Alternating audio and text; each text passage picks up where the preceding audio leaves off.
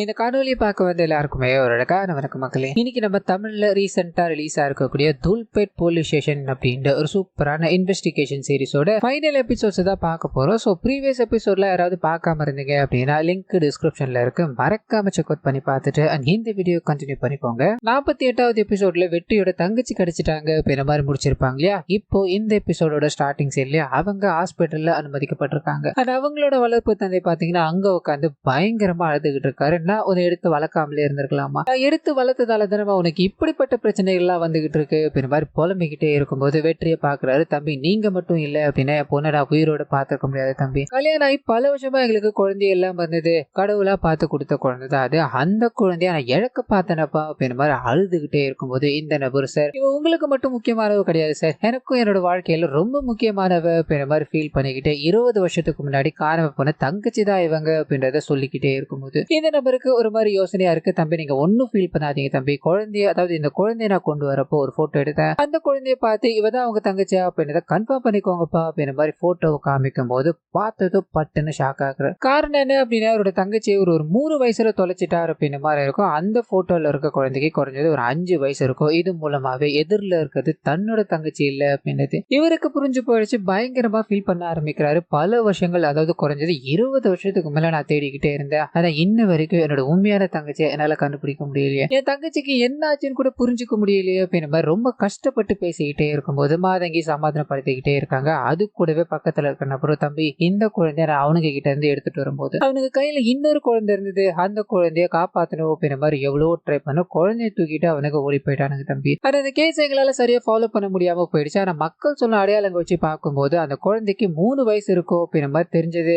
ஒருவேளை உங்க தங்கச்சி அந்த குழந்தையா இருக்கலாம் இல்லையா அப்படின்ற மாதிரி இவர் சொல்லும்போது இவருக்கு இன்னும் பயம் அதிகரிக்க ஆரம்பிக்குது. நம்ம என்ன பண்ண போறோன்னே தெரியல, இப்ப எங்க போய் விசாரிக்க போறோம்னு புரியலையே அப்படின்ற மாதிரி கண்ணீர் விட்டு அழுதுகிட்டே இருக்கும்போது மாதங்கி சமாதானப்படுத்திக்கிட்டே நாம ஏன் மாசாணி சொன்ன அந்த விஷயங்களை ட்ரை பண்ணி பார்க்க கூடாது அப்படின்ற மாதிரி சொல்றாங்க. இப்போ இவருக்கு வழி இல்லாம நிக்கிறாரு. இதனால அவங்க சொல்ற விஷயங்களை ட்ரை பண்ணி தான் பார்க்கலாமே அப்படின்ற மாதிரி சரின்னு தலையாட்ட அப்படியே கற்பனை மாதங்கி அவங்களோட கடவுள் இருக்குல்லையே அந்த குச்சி மாதிரியான உருவம் அதை வழிபட்டுக்கிட்டு இருக்காங்க. ஆமா எதுக்காகமா இந்த மாதிரி விஷயங்களை என் கண்ணில் காட்டிக்கிட்டு இருக்கீங்க, ஒரு நாள் அர்ஜுன் சாருக்கு ஏதோ ஆபத்து வர மாதிரி இருக்கு, இன்னொரு நாள் யாருன்னே தெரியாத ஒரு குழந்தை அங்கேயும் இங்கேயும் ஓடிக்கிட்டே இருக்குமா, இதுக்கு பின்னாடி என்ன நடக்க போகுது அப்படின்ற மாதிரி பயமா இருக்கு, இந்த விஷயங்களை நீங்க காட்டாமலே இருந்திருக்கலாமா அப்படின்ற மாதிரி புலம்பிக்கிட்டே இருக்கும்போது அந்த சமயம்னு பார்த்து இவங்க வழிபட்டுக்கிட்டு இருக்க அந்த கடவுள் இருக்காங்க இல்லையா, இவங்க கண்ணு முன்னாடி பேசுற மாதிரி தோண ஆரம்பிக்குது. 20 வருஷமா வெற்றிமாறன் தன்னோட தங்கச்சியை தேடி அலைஞ்சுக்கிட்டு இருக்கா இல்லையா, அதுக்கான நேரம் வந்துருச்சு. அதாவது அவனோட தங்கச்சி கிடைக்கிறதுக்கான நேரம் வந்துருச்சு. அவனே உங்ககிட்ட வந்து என் கோயிலுக்கு கூட்டு போ அப்படின்ற மாதிரி சொல்லுவான். அப்ப நான் அவனுக்கு வழிகாட்டுறேன் அப்படின்ற மாதிரி சொல்லிட்டு போக அப்படியே கட் பண்ணா இதுக்கு அடுத்த நாள் காலையில வெற்றிமாறன் கதவை தட்ட இவங்களுக்கு பயங்கர ஷாக்கா இருக்கு. அம்மன் சொன்ன மாதிரியே நடக்குது அப்படின்ற மாதிரி உள்ள கூப்பிட்டு உட்கார வச்சு பேசும்போது வெற்றிமாறன் இவங்க வழிபடுற கடவுள் இருக்கு இல்லையா அதை பத்தி கேட்க ஆரம்பிக்கிறாரு. அவங்களோட ஊர்ல எல்லா மக்களுமே அதை வழிபட்டுக்கிட்டு இருக்காங்க அப்படின்ற மாதிரியும் இவங்க ஒரு கஷ்டத்துல இருந்தாங்க அப்படின்னா கண்டிப்பா கடவுள் இவங்களுக்கு உதவுவார் அப்படின்றது இவங்களோட நம்பிக்கையா இருக்கு.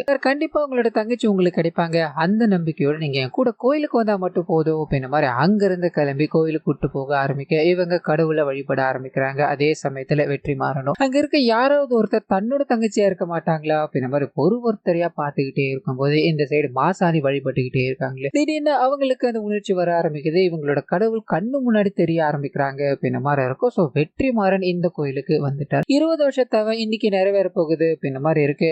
அவனோட தங்கச்சி அவன் கண்டுபிடிக்கணும் அப்படின்னா இன்னைக்கு நைட்டு வரைக்கும் இந்த கோயில்ல அவன் இருந்தாகணும். அதை ஒண்ணு அவன் பண்ணிட்டான் அப்படின்னா அவன் கண்ணு முன்னாடி அவனோட தங்கச்சி தென்படுவாங்க அப்படின்ற மாதிரி சொல்ல இவங்க வேகமா வந்து சார் இன்னைக்கு ஒரு நாள் மட்டும் இந்த கோயில்ல இருக்க முடியுமா சார், உங்களோட தங்கச்சி கண்டிப்பா கிடைச்சிருவாங்க சார்னு சொல்ல என்னோட தங்கச்சி பிறந்து 20 வருஷம் ஆயிடுச்சுமா, 20 வருஷம் தானே எனக்கு இன்னைக்கு ஒரு நாள் இங்க நான் தங்க மாட்டேனமா, உன் கூடவே நான் இருக்கமா, எனக்கு ஒன்றும் பிரச்சனை இல்லமா அப்படின்ற மாதிரி சொல்ல இவங்க அப்படி பக்கத்துல இருக்க குளத்துக்கு போறாங்க. மீனுக்கு சாப்பாடு எல்லாத்தையும் கொடுத்துக்கிட்டே இருக்கும்போது அந்த சமயம் பார்த்து வெற்றிக்கு போன் வர ஆரம்பிக்குது. அந்த பொண்ணு இருக்காங்களே காப்பாத்தி வச்சிருக்காங்களே அந்த பொண்ணை மர்ம நபர்கள் கடத்திட்டாங்க, உடனடியா நீங்க வந்தாகணும் அப்படின்ற மாதிரி சொல்ல இவர் யோசிக்கிறாரு. 20 வருஷமா என்னோட தங்கச்சி நான் தேடிக்கிட்டு இருக்கேன், எங்கேயாவது ஒரு இடத்துல அவ உயிரோட இருப்பா அப்படின்னு ஒரு நம்பிக்கையோட இருக்கேன். அந்த நம்பிக்கை இதுக்கு மேலேயும் எனக்கு இருக்கதான் போகுது, இதனால நான் ஒரு பொண்ணை சாகடிக்க விட மாட்டேன் அப்படின்ற மாதிரி வேகமா அங்க கிளம்பி போக ஆரம்பிக்க மாசாணிக்கு செம்ம டென்ஷன் ஆயிடுது. என்ன இப்படி எல்லாம் நடந்துகிட்டு இருக்கு, வெற்றிமாறன் சாரோட வாழ்க்கையில எதுக்காக இந்த மாதிரி விளையாட்டு நடந்துகிட்டு இருக்கு அப்படின்ற மாதிரி கடவுள் கிட்ட கேட்டுக்கிட்டே இருக்கும்போது மறுபடியும் கடவுள் இவங்களோட கண்ணு முன்னாடி வர ஆரம்பிக்கிறாங்க. நடந்த இந்த எல்லா விஷயங்களுமே காலத்தின் கட்டாயத்தின் பேர்ல தான் நடந்துகிட்டு இருக்கு.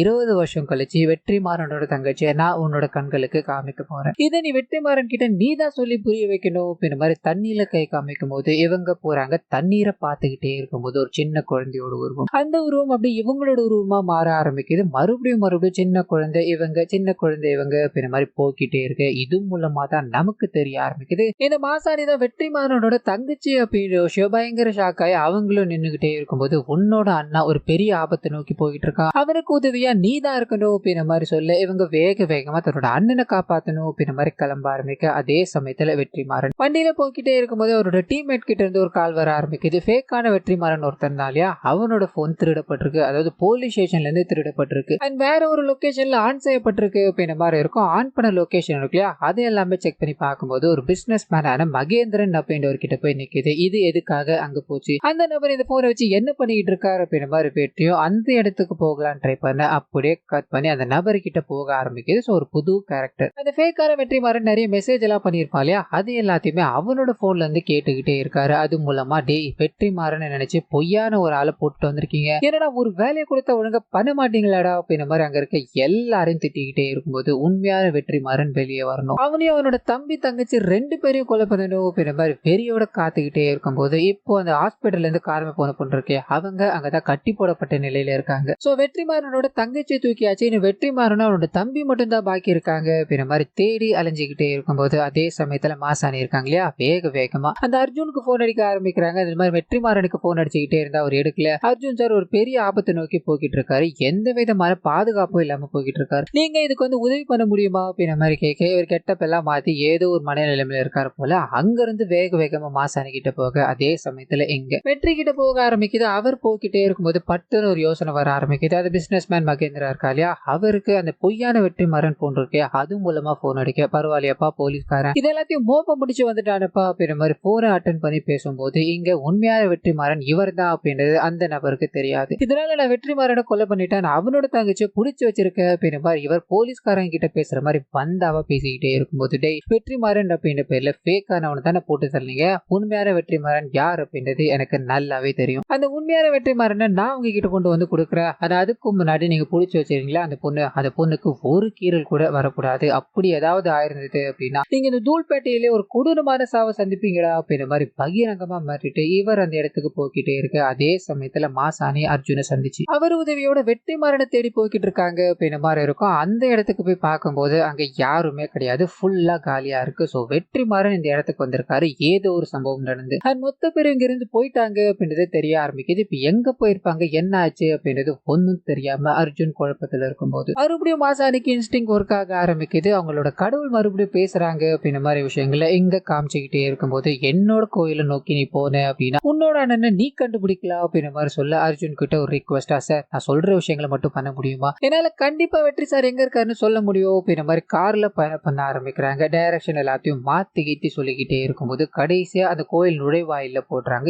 எக்கச்சக்கமான ரவுடிகள். இதனால மாசாணி உள்ள உட்கார வச்சுட்டு அர்ஜுன் அந்த கோயிலுக்குள்ள போகணும் அப்படின்ற மாதிரி ட்ரை பண்ண ஐயா உள்ள அனுமதி கிடையாது, ஒரு பூஜை நடந்துகிட்டு இருக்கு, நீ எதுவா இருந்தாலும் அப்புறம் வாயா அப்படின்ற மாதிரி போலீஸ்காரராகவே இருந்தாலும் அனுமதி இல்ல அப்படின்ற மாதிரி மிரட்டி அனுப்பும் போது இவருக்கு புரிஞ்சிருச்சு இது வெளியூர் ரவுடிகள் அப்படின்றது. இதனால ஏதோ ஒரு பெருசா பிளான் பண்ணிருக்காங்க, நம்ம பார்த்து தான் ஹேண்டில் பண்ணணும் அப்படின்ற மாதிரி அங்கிருந்து கூட்டு போக அப்படியே கட் பண்ண நள்ளிரவுல யாருக்கும் தெரியாத நேரமா பார்த்து இவங்க அந்த இடத்துக்குள்ள போகணும் அப்படின்ற மாதிரி ட்ரை பண்ணிக்கிட்டே இருக்காங்க. அர்ஜுன் கொஞ்சமா நகர்ந்து போய்கிட்டே இருக்கும் போது அந்த சமயத்துலதான் மாசாணி பக்கத்துல சாமி சிலை இருக்கிறத கவனிக்கிறாங்க. சோ சாமி சிலை மூலமா ஏதோ ஒன்று நடக்க போகுது அப்படின்ற மாதிரி உணர ஆரம்பிச்சவங்க சார் கொஞ்ச நேரம் மட்டும் நம்ம அமைதியா இருக்கலாமா, நீங்க கண்டிப்பா அவங்க தப்பிப்பாங்க சார் அது எனக்கு தோணிக்கிட்டே இருக்கு அப்படின்ற மாதிரி மௌனமா காத்துக்கிட்டே இருக்கும்போது அந்த சமயத்துலதான் இங்க அந்த புடிச்சு வச்சிருக்க நபர்கள் கிட்ட போக ஆரம்பிக்குது. வெற்றிமாறன் அங்க கட்டப்பட்ட நிலையிலும் இவரோட தங்கச்சியை நினைச்சு ஒரு பொண்ணு பிடிச்சாங்க இல்லையா, அவங்க மயக்கத்துல கிடக்குறாங்க அப்படின்ற மாதிரி இருக்கும். பக்கத்துல இருக்க அந்த பிசினஸ் மேனும் எதுக்காக இவங்களை சின்ன வயசுல இருந்து துரத்திக்கிட்டு இருக்காரு அப்படின்ற விஷயத்துக்குள்ள போக ஆரம்பிக்கிறார். சோ இந்த மகேந்திரனுக்கு பாத்தீங்கன்னா 15 வருஷங்கள் கழிச்சு ஒரு குழந்தை பிறக்குது அப்படின்ற மாதிரி இருக்கும். இதனால ரொம்ப செல்லம் கொடுத்து குழந்தைய வளர்க்க ஆரம்பிக்க அவன் பாத்தீங்கன்னா ஒரு பொண்ணு கிட்ட தகாத முறையில நடந்துக்கிறான். இந்த விஷயம் கோர்ட்டுக்கு போக ஆரம்பிக்குது. இந்த விஷயத்துல இருந்து தன்னோட பையனை வெளியே கொண்டு வரணும் அப்படின்றதுக்காக ஒரு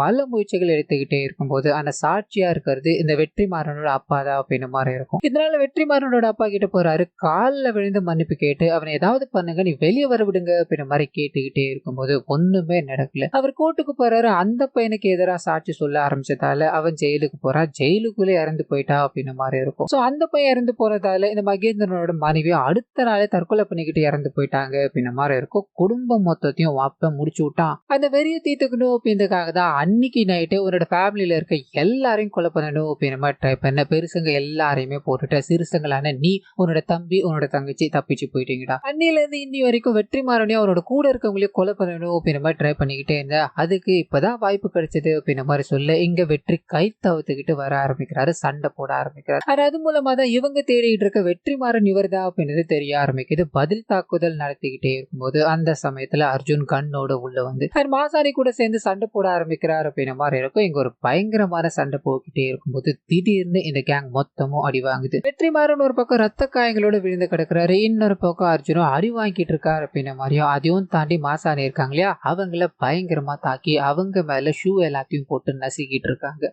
அந்த சமயத்துல இவங்க கண்ணு திறந்து பார்க்கும்போது இவங்க கண்ணு முன்னாடி இருக்கிறது வெற்றிமாறன் தான் ரத்த காயங்களோட மயங்கி கிடக்குறாரு. அப்போ இவங்க கடவுள் கிட்ட வேண்ட ஆரம்பிக்கிறாங்க, என் உயிரே போனாலும் சரி என்னோட அண்ணனை மட்டும் எப்படியாவது காப்பாத்துங்க வா அப்படின்ற மாதிரி கடவுளை வழிபட்டுக்கிட்டே இருக்கும்போது பட்டுன்னு வெற்றிமாறனுக்கு ஒரு சத்தம் கேட்க ஆரம்பிக்குது. 20 வருஷமா நீ உன்னோட தங்கச்சியை தேடிக்கிட்டு இருந்த இல்லையா, உன் தங்கச்சி உன் கண்ணு முன்னாடிதான் இருக்கா அப்படின்ற மாதிரி சொல்ல கண்ணை திறந்து பாக்குறாரு. மாசாணி இருக்காங்க.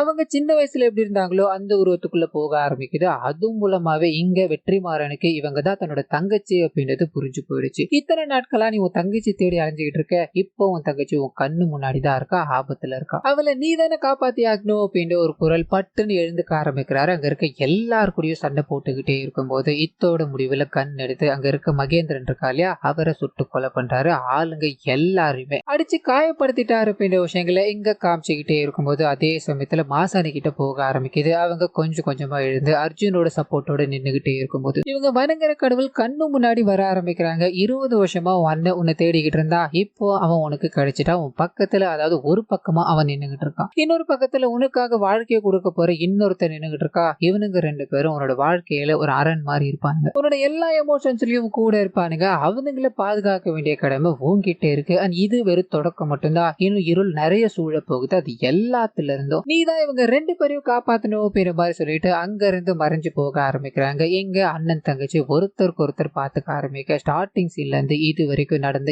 எல்லா விஷயங்களும் அப்படியே மாண்டேஜா போக ஆரம்பிக்குது. 20 வருஷம் கழிச்சு தன்னோட தங்கச்சி இவங்க தான் அப்படின்ற மாதிரி தெரிஞ்சு அவங்க கிட்ட போய்கிட்டே இருக்கும்போது அப்படியே கட் பண்ண இந்த கடவுள் சிலை இருக்கு இல்லையா, அதுக்கு ஒரு லாங் ஷாட் போக ஆரம்பிக்குது. அர்ஜுன் ஒரு பக்கம் நின்றுகிட்டே இருக்காரு. இவங்க 3 பேரையும் காமிச்சு இத்தோட இந்த சீசன் 1 முடிக்கிறாங்க அப்படின்ற மாதிரி இருக்கும். இன்னும் இந்த சீசன்ல பல கேள்விக்குறிகள் இருக்கு. இவரோட தங்கச்சியை காப்பாத்திட்டாரு, இன்னும் தம்பியை காப்பாத்தல அப்படின்ற மாதிரி இருக்கு. அவ எங்க இருக்கா அப்படின்றதே இவருக்கு தெரியாது. இனிமேல் தான் தேடவே ஆரம்பிக்கணும். அதையும் தாண்டி இந்த சைடு அர்ஜுன் கிட்ட வந்தோம் அப்படின்னா இவர் எதுக்காக ஜுவனல் போனாரு, அந்த திருட்டு பசங்களுக்கும் இவருக்கும் என்ன சம்பந்தம் அப்படின்ற ஒரு ட்ராக் இருக்கு இல்லையா, அது இன்னும் முடிக்கப்படல அப்படின்ற மாதிரி இருக்கும். அதையும் தாண்டி ஜெயிலுக்கு போற மாதிரியும் நிறைய பேர்கிட்ட அடி வாங்குற மாதிரியும் மாசாணி நினைச்சு பார்த்திருப்பாங்க இல்லையா, அதெல்லாம் எப்ப நடக்க போகுது, மேபி சீசன் 2 இருக்கலாம் அப்படின்ற மாதிரி நமக்கு இந்த விஷயங்கள் எல்லாத்தையும் சொல்லி இந்த சீரீஸை இத்தோட முடிக்கிறாங்க. சோ கண்டிப்பா இந்த சீரீஸ் முழுக்க உங்களுக்கு பிடிச்சிருக்கோம் அப்படின்ற மாதிரி நினைக்கிறேன். எக்கச்சக்கமான ட்விஸ்ட், நிறைய கேஸ் எல்லாத்தையும் இவங்க சால்வ் பண்ணி முடிச்சிட்டாங்க இல்லையா. சீசன் 2ல என்ன மாதிரியான இம்ப்ரூவ்மெண்ட் எல்லாத்தையும் எடுத்துக்கிட்டு எந்த மாதிரி விதமான கேஸ் எல்லாத்தையும் கொண்டு வராங்க அப்படின்றத நாம பொறுத்திருந்து பார்க்கலாமா.